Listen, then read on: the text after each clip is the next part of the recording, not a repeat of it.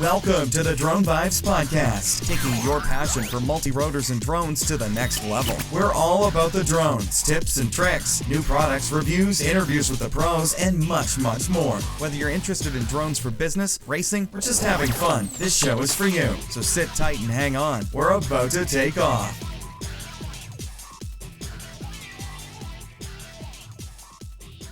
Okay, everybody. Welcome to episode 95 of the Drone Vibes Podcast, and today is a little bit of a test. It's very special. Yeah. So I'm Eric. This is Peter. I'm Peter. And I'm saying that because this is the first time we're actually videoing this podcast. We've been working on a new studio as we've been talking to you about, and here it is. Yeah. Welcome to our new digs. At least it's part of it. So for those of you listening to this podcast, we're going to make this video available on the show notes. So just go to dronevibes.com/095 and you'll be able to see them. And we'll probably put these on our YouTube channel. It'll be on the YouTube channel. If everything goes well. If it goes well. If it doesn't go well, we won't put it on YouTube yet. We'll just put it on the website so you can see it. But for those of you who want to see what Peter and I look like, and this is it. I didn't do my hair or makeup today. I did. We literally just finished setting up this set, and we're going to perfect this over the next couple episodes, but we're excited to be able to do this in video form. So absolutely. So we should be good until the battery dies or the memory card runs out. Yeah. So hopefully what we're can go wrong? Yeah. Awesome. Well, today we have a very special guest, actually. What's so special? Little special guest. Well, it's our first test with the studio, so I have a friend. If you I heard the rumor. Believe it or not, there is one person that there's a guy. There may be more than one. There is this guy. And it's my friend Micah, and it's not that he's been in business for too long of a time. He's actually more of a getting started and getting set up in business thing, but he definitely has a pretty high energy. He's in a really, really good spirit. He's very enthusiastic about getting his new business started.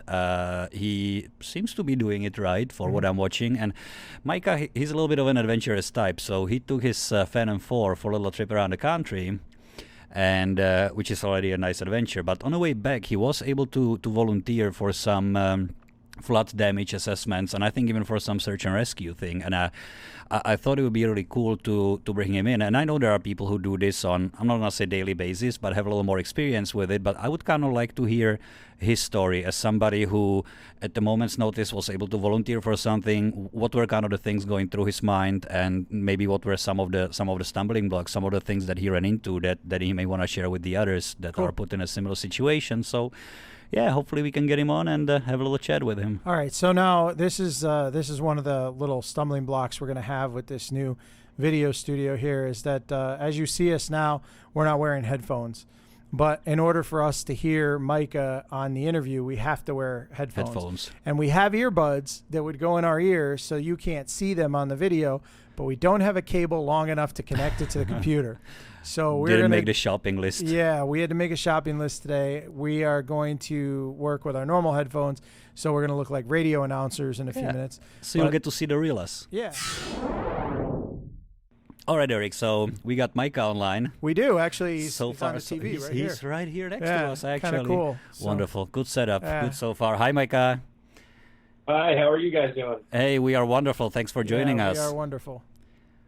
Oh, I'm very glad to be here. Thank you guys so much. This is a historic episode because it's the first time we're doing a podcast episode in video format. Hopefully, if it all works out. So far, it looks good until we run out of memory or battery or something. But something may happen. So welcome. You're here. You're being a part of a history in making, the first video podcast. I feel very, very fortunate. Thank you guys so much. Awesome. So Peter tells me you're a friend of his, and I'm having a really hard time believing that he has friends, but I heard the rumor, and so I guess that's a pretty historic thing, and we should probably talk about that. Yeah. How'd you guys meet? How did we meet, actually? Online. We met online. You met online? Yeah. I think it was some creepy stalking and some Facebook messaging that I wanted to get a drone. Yeah. And then once I finally got it, he said, hey, well, we're going to be flying out at some spot in Connecticut that he invited me to, and that's how we met there.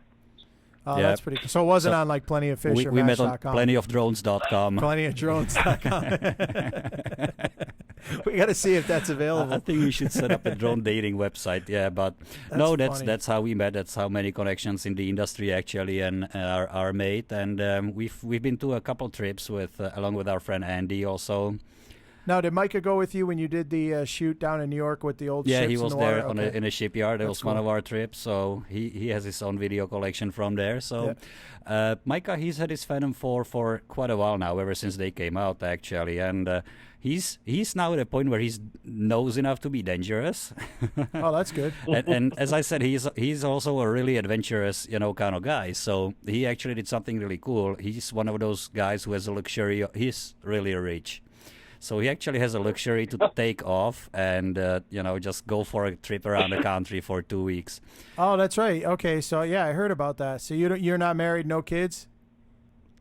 Not married, no kids. I just have a needy dog. That's about it. Oh, that's cool.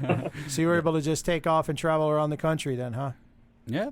Yeah, I don't plan or expect to make much money using drones just yet, although that is my focus. Right now, I'm working as an Uber driver and any other odds and end jobs I can get, really. My passion is drones for sure. Cool. Absolutely. So I was telling Eric that you're one of the folks that is like not about to get into the business. You are well into it. You are working on it feverishly. You kind of it's nice. I get these little updates from Micah. Oh, the business cards came in. Oh, I got a logo picked out. Oh, I got it. And you know what? That's like a flashback for me to a few years ago how I felt. And those are really exciting times. So that's actually pretty awesome. What's the name of your business? Helios UAS Aerial Robotics. Wow. And what's your URL for your website? HeliosUAS.com. I'm still working on the website. I do believe it's live. Okay. I'm terrible at web development, so it's taken a while, but I'm working on it. That's cool. Well, that's one of the challenges of not being only a drone guy, but being any small business owner. If you have to deal with that, so one of the things that are part of it that people maybe don't completely appreciate when they're trying to get into the business, it's not just flying. So what are you looking to do as far as business? Like what aspects of flying drones are you looking to capitalize on to make money? Real estate or inspections, or like what type of thing interests you? Sure. What interests me is more of an industrial application. I have experience as a robot programmer in the jet engine field. So I don't really like to do things that are going to have me around a lot of people per se. So, but obviously I have to get into it somehow. The easiest way to get my foot in the door, I believe, is through videography, cinematography, real estate. So that's how I'm getting started. That's not how I plan on really being my niche, although if it ends up becoming my niche, great. What I really want to do is the industrial applications like mapping, 3D mapping, 3D modeling, search and rescue. That's kind of hard to make some money, and I actually learned last week that that's not very easy to make money doing. But yeah, mostly industrial applications to answer your question. Okay. So have you started doing any marketing yet or reaching out to get any clients built up? I have been traveling around the country and meeting people. Like as Peter was saying, I went out to Boulder, Colorado. I met some nice folks out there. So then I went to West Virginia on the way home after the floods had happened. So this was about a week after the floods hit in West Virginia. And I called the town hall there in White Sulphur Springs and asked them if they needed someone with a drone, if I could be of any help. I'd do it for free. And so the woman that I spoke to, put me in touch with the chief of police there. Nice. Yeah. And he told me he said, I would be so thrilled to have you come. I don't know what we can do with it yet, but I'm willing to find out. And I told him, I'm new at this. I'm still trying to learn what the features of these mapping software programs are. How do we use them? So he told me that, yeah, go ahead and make a map and then film whatever you can while you're out there. Anything that you can get, we'll take it. We'll find some sort of use for it. But it's really awkward. I would feel bad, saying, hey, give me $500 for the day while I help you find missing people. That makes me feel kind of uncomfortable. So why not? Why not? I don't want to monetize death and suffering, I guess. That's what it feels like to me in that situation. Absolutely. And that's actually a really awesome mindset to have. And it will come back either way. It does pay back. Because at the very least, you're doing something that when you go to bed at night, you feel good about it, especially if you actually help find somebody or help, so it's good. It's a good, in my opinion, that's a really great thing to do. And eventually that turns into stories and people talk about it, and then one thing leads to another, and your business could skyrocket just from there. All you need is one news media to pick you up doing something like that with a successful story, and you're going to be on the radar. Yeah, that's all you really need. And I can tell you, I already have quite a few hours into the firefighter training shows and practicing with them on like a practice burns, and we did some brush fires, like aftermath monitoring. So those guys, I know from my experience, and I'm sure yours was the same, they really appreciate the tool and see the potential.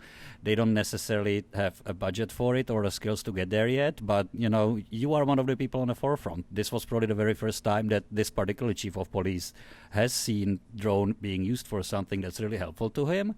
And I think, that's really great for that particular chief of police, but it's also great for us as a community of droners, because we still have, it's still a little bit of that creepy hobby or creepy job. So as much as he can tell, as much as he can help to tell the story, and the successes that you have doing some of the things and helping people that are kind of in a need or in trouble, the better for all of us. It's a win-win situation without any money involved. Sure. Yeah. So just to tell you a little bit more about what I did is I used the Drone Deploy app, and I was still on the free subscription. Mm-hmm. And so I think I drove 16 hours from Colorado to West Virginia. I get there at around 11:30 at night. There's a ghost town, except for this one little strip. There were some people, and it was where FEMA had set up. Oh, and the whole place was flooded already? So it was like a wreck town, or was it like a part of a town that got... No, it was... The flood had come and gone. Mm-hmm. You could still see the water line about 2 to 3 feet in that part of the town, where it had left its mark. All the inside of the storefronts along there had all been ripped out. It was just exposed. Studs in the walls. It was just a mess. Yeah. And so I slept in my car, and at a gas station, at a Shell station. The next morning, I met up with the chief of police, and he gave me a quick rundown about what had happened. I gave him a quick rundown of what my capabilities were, and he pointed me in the direction where the main disaster had happened in the town. Essentially, the north part of town, there's these two creeks that converge, and where they converged, the water level rose a good 12 to 15 feet and then just wiped out hundreds of homes. Wow. Yeah, I'd never seen anything like it. It was really sobering, and just to get to talk to the people while I was there as well, that was great for me to try to appreciate more about my life as well. A lot of people thought I was the insurance guy. A lot of people came up and asked me questions. But it was great. So anyway, the chief of police, he said, go ahead and make a map for me. Like he said, he didn't know what we were going to be able to use it for yet. So anyway, I made a 42-acre map. I showed it to him. At least I showed him the boundary that I had laid out on the map of what we wanted. And he said, sure, that looks great, but let's try a little bit bigger. So I ended up going from a 42-acre map to a 153-acre map. So this was a huge map. The biggest one that I had ever done prior to this day was 7 acres right here in the town that I live in, just some little farm. So this was very new. I had some challenges that I had to look at as far as highest obstacles that I was going to be flying near. So before I got started, I looked at the map and I drove around the town. The tallest thing in the town was a church steeple. So I went next to the church, flew it up to the top of the steeple, and I figured that I was good. Went and checked some other places around in the north part of the map. As far as there was some higher terrain there that I was concerned about. Mm-hmm. Settled on 246 feet, which was the recommended height from the app. And it took me a good 3 hours to get the whole thing, just take the pictures. I mean, this ended up being a much longer process than I had anticipated. It was a good 3 hours to get the pictures, mm-hmm. another 3 to 4 hours just to get the pictures uploaded. I kept having timeout issues with the internet. And then it was another 9 hours after that before we even had a map that we could look at. So, yeah, it was pretty interesting. what I see being able to be, how I see that we could utilize this the most right now is when a disaster happens, you call up your pilot, you get him out there as soon as daybreak hits, because it's time is of the essence when it comes to this kind of thing.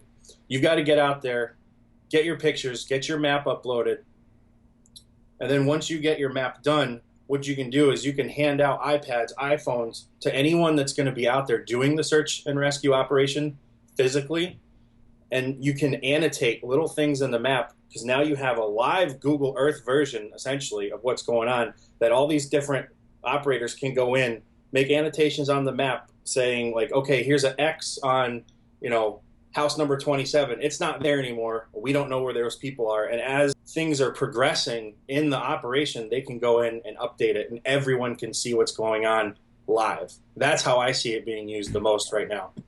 Gotcha. So obviously the time there is a little bit of a problem. Is there? Yeah. Would it take a faster internet connection to make it happen, or does it have to be faster processing on the server side of it? What took the longest out of it? It's definitely a server issue. I actually called Drone Deploy and talked to them a little bit, and they said the best that we can do for you is a minute per image. Wow. Oh wow. Yeah, in order to stitch them all together. So this was 546 images they had to stitch. To cover the 140-acre area or the 42-acre? 146 images? Yeah. Okay, so not too terrible. So when you're shooting these images, are you shooting straight down? Is that Yes. Okay. It's all automated. That's the great thing about it. Is Drone it's deploy. literally you draw a map over, Drone Deploy's Google Earth version. Okay. You draw a map over that. It creates the flight plan for you, automates everything. All you have to do is turn it on and hit takeoff. And so then it just takes off, flies the map, does it all by itself. What does it do when you run out of battery, though? Just like any normal operation in the DJI Go app, I was using a Phantom 4. I have mine set for a 30% warning and then an auto return to home at 20%. So it all depends on what the operator has it set up for. So it's all automated, including the landing and return to home.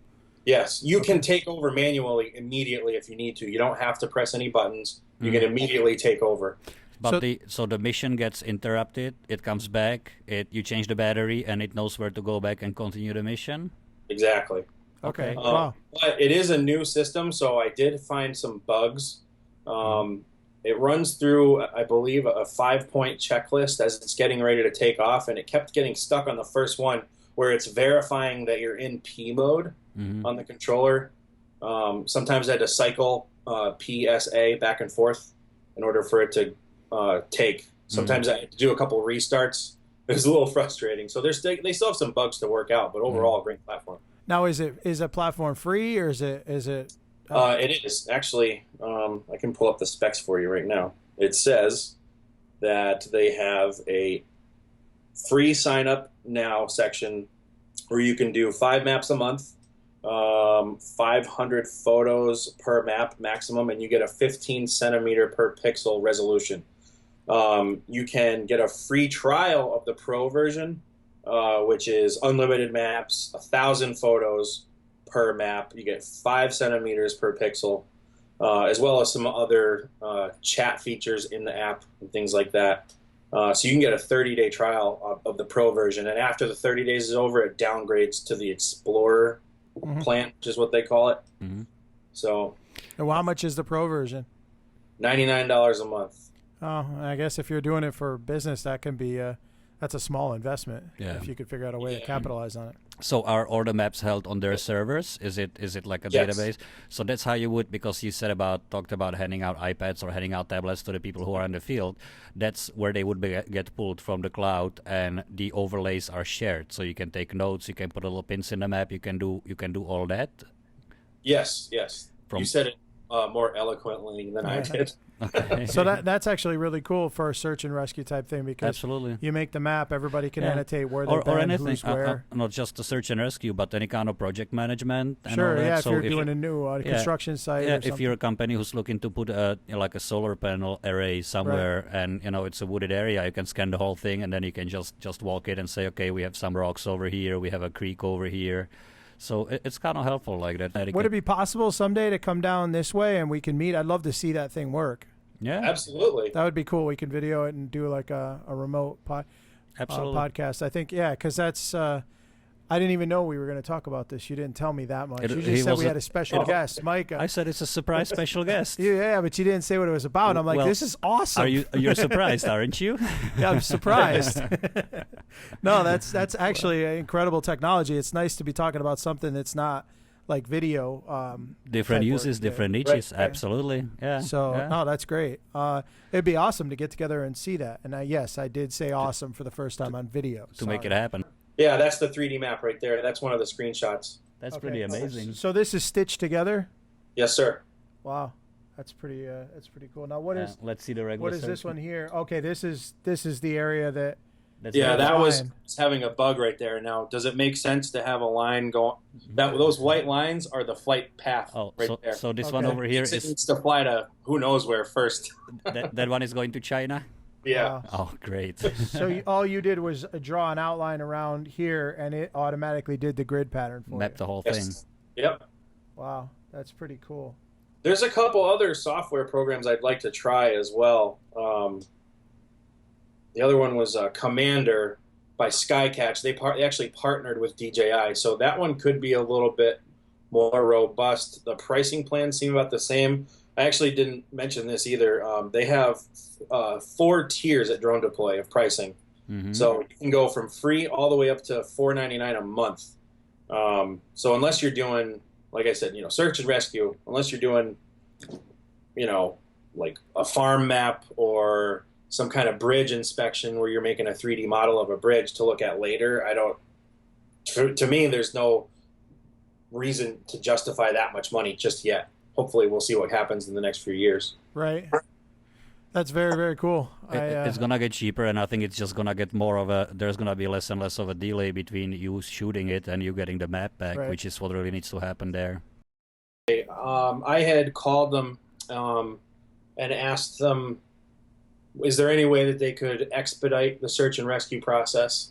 They said that they don't have that capability just yet. They hadn't considered it. But because I called them and told them that that's how I was using it, they said that they're going to pass that along to the team, and hopefully we'll see that as a feature later on. I also told them, I don't really do mapping professionally just yet. I can't justify even $100 a month at all.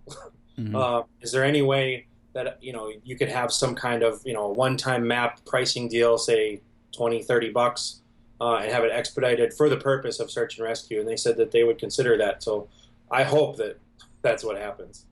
Yeah, that would be really cool if they would consider doing that. I think that would help them too. Great. So besides of a few bugs that you ran into there, what were some of the things? So if I'm somebody who's maybe a little bit newer to it or has done some flights, a little experimenting, and I'm not going to say opportunity because that's probably not the right word for it, but I'm nearby some place like this that got hit with some kind of disaster that could use my services like this. Yeah. Beyond of dialing the phone and trying to reach out to the police department, is there anything else that you would recommend to people like that? I mean, obviously you don't want somebody just taking their Phantom, getting it up in the air and trying to do it on their own. Yeah, I definitely don't recommend doing that. We've seen plenty of stories out in California with these wildfires where, drone pilots just go up there and start flying around, and a small brush fire turns into a forest fire because the planes couldn't go in. So definitely don't do that. Right. You got to let them do their job for sure. Mm-hmm. I would recommend doing just that, though, calling the police department. Short of that, don't even try it. Gotcha. Did you find any difficulties? Because I'm pretty sure it wasn't just the police department who was on the ground there. Were there any difficulties communicating with different parts? I know you mentioned FEMA. I'm sure the different fire coordinators were there. Was anybody? I'm not gonna say a problem, but was there like one person to communicate with, or did you have to kind of coordinate with multiple players there? No, I only had one point of contact, which was the chief of police. He had me talk to a couple other people that were in charge of different parts of the rescue operation, just to see, what the drone might be able to do in the capacity to help out them. and we really didn't find much, to be quite honest. Yeah. Not to be grim or anything, but the places that we were searching for bodies was along a river, and it wasn't very easy to get to. So I ended up, going down 5 miles, found a golf course that I could fly from just to get a couple sections that were further down from where the other people had been found, and I didn't find anything, unfortunately. Yeah. Wow. Or so were there still people missing when you left? Yeah, as far as I know, still wow. the same two. Yeah. Oh. Yeah. Well, at Only least. for those families. Well, I think it's great that you volunteered to help, and not only that, but to just this technology it's going to be incredible for that sort of a operation. I mean, you mentioned it's good for a lot of different things, but certainly for the search and quite rescue. a few uses. Yeah. I mean, we got called last year. Remember with the dog that was missing, and they wanted us to go out. It was like they're in the middle of the winter. Try the thermal. Yeah, and they were really worried about that. So they wanted us to go out with a FLIR. And it was we had like 2 weeks of below zero weather. It was crazy. Yeah. And but that they didn't have any kind of. You were doing everything manually. Yeah. To do that. So. Yep. All right, Micah. So that was a great story. Listen. So as somebody who's a little bit different subject, as somebody who's newer to the business, what are some of the biggest challenges that you're facing that you didn't anticipate beyond like just flying or being able to put a camera up in the air? I'm pretty sure you got that down already. Okay. I would say, well, I found a lot of things to be more expensive than I originally thought. Specifically the 333 process. I just filed that a week before the FAA announced the 107 rules with Gowdy Brothers, and I took advantage of a program they're offering, which was called their Fast Start. And so they have a master service agreement that allows any new 333 applicants to fly under their 333 immediately. All you have to do is pay them a lot more money than their normal 333 fee, and then you can do that. It came along with some other perks that I still haven't yet to see the advantage of yet, but because they're more along the lines of helping you with your 107. But I'll just tell you right now, I spent $1,800 for a 333 that I didn't even get to use. Right, you don't even need it now. Later, yeah. I mean, I can still use it up until August once the 333 comes out. But I would say things are going to cost more than you think. Yeah. So definitely, and you have to, when you're pricing kind of things out or considering that it's not. So you would agree with me that the mentality, how much do I want to get paid per hour, doesn't really work because of all these expenses. It definitely doesn't work. I mean, you have to factor in, this Phantom 4. If DJI is following the Apple model, you're going to see a Phantom every year and a half. Yeah. So you have to budget in for paying for that. You have to budget in for the new batteries that they're probably going to end up having for each new model. So you're looking to retool an extra at least $5,000 to $6,000 every year and a half. If you're just doing a Phantom. Yeah. About when you get into the bigger stuff where the Matrice or the Inspire. I mean, you're looking at probably another 10 to 12 every year, right? Yeah. I don't have one yet. By the time you have everything, by the time you're all loaded up, enough batteries, all the chargers, everything that you need for them, the bits and pieces. Right. Your insurance. When you're going to pay, I got a pretty reasonable quote. I mean, if you don't mind, I'm not going to say what my actual quote was, but another thing was, as I was trying to get into it, trying to find out what things do cost. Insurance was one of them. I had no idea, and I'll just throw this out there for any of you guys that are wondering what it costs for insurance. Everywhere that I've gone, it's anywhere from $700 to $1,200, depending on what you have, how much they value the aircraft at. And that's that was a full hull insurance, so full coverage for a year. So it's come down. Yeah, that's for a Phantom, that's actually right. It's been there. And you're also doing a website, you said, so you've got the expense of your marketing and web presence and web hosting and all those different things as well. Yeah, I spent a good $50 on my business cards. I'm using Squarespace to develop the website. Okay. Because I'm so bad at web design. Even something as simple as Squarespace, I'm having trouble with. But anyway, it's like it was $9.99 or $19.99 a month for the web hosting. I can't remember off the top of my head. Let's see, what else was there? Extra batteries, ND filters. You don't realize that you're going to need if you don't know anything about cameras, which I didn't. But when I got into this, I was flying a Blade Nano QX for a year, crashing that thing over and over again before I got the Phantom. Yep. And that's on the top of already being a pilot. He flies a full-size aircraft, and he still went to get a Nano to you're a practice. full-scale pilot too. Yeah, so he's got a PPL. I got my private pilot's license in 2006, so I've been a private pilot for about 10 years. I don't get to fly very often, and I was really excited when I found out about drones, which was last year actually.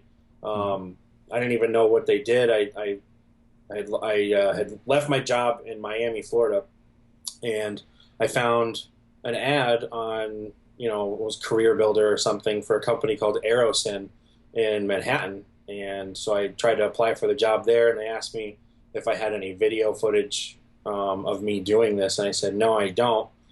And then I realized that there was a whole other world that I had no idea about, but I'd be able to utilize it because I have my private pilot's license. That's cool. Which was why I decided to capitalize on drones. Now, you don't need it anymore. But with 107, but no, that's cool, and you did it right, and you know what, you didn't waste your money by buying an expensive thing to begin with and crashing it. You got your crashes over with something cheap, so it's commendable. You know what, that's what we tell people to do, and not everybody does. Right, exactly.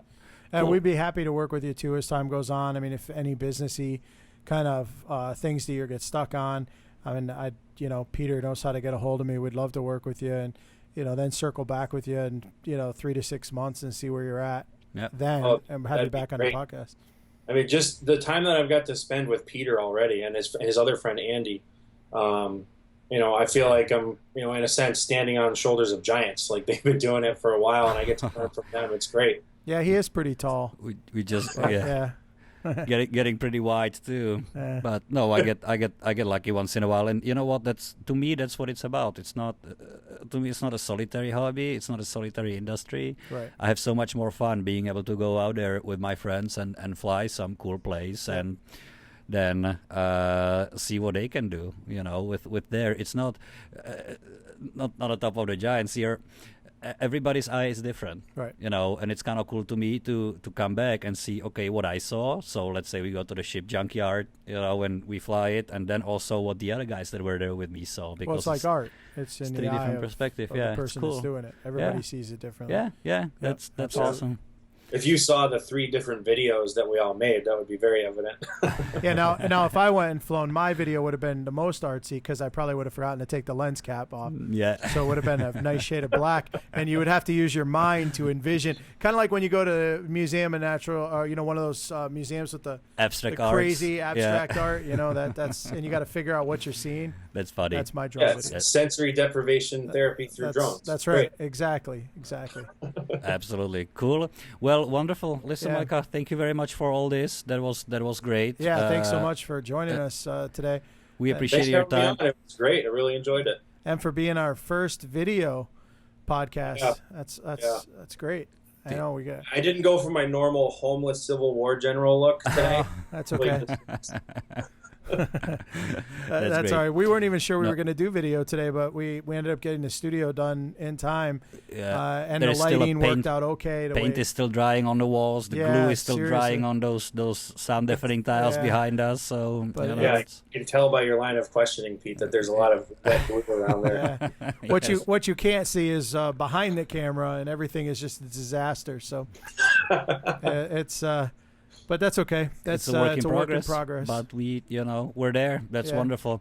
All right, Micah. Listen, thanks a lot for your time. Good luck with the biz, and I'm pretty sure that we'll be off to some next adventure very soon. All right, that sounds great. Look forward to seeing you again. Appreciate it. Thanks a lot, Micah. Bye.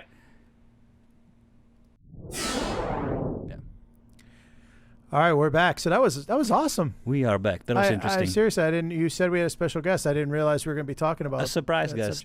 Thanks for surprising me. Yeah, and you know what? As I said, it's beautiful to talk to experts and people who are kind of teaching the book, but it's also wonderful to get an opinion or a story from somebody who is just getting into it or in the process of getting into it to they're on the ground and using some really cool piece of technology, using the drones for some really cool use. So we'll definitely be putting links to that on there, and I'll upload the pictures that he sent to the show notes so you guys could check out those maps. Yeah, and anybody else out there, if you guys have an interesting story or interesting way of using the drones for business, pleasure, anything like that, we would be delighted to have you on. Yeah, absolutely, for sure.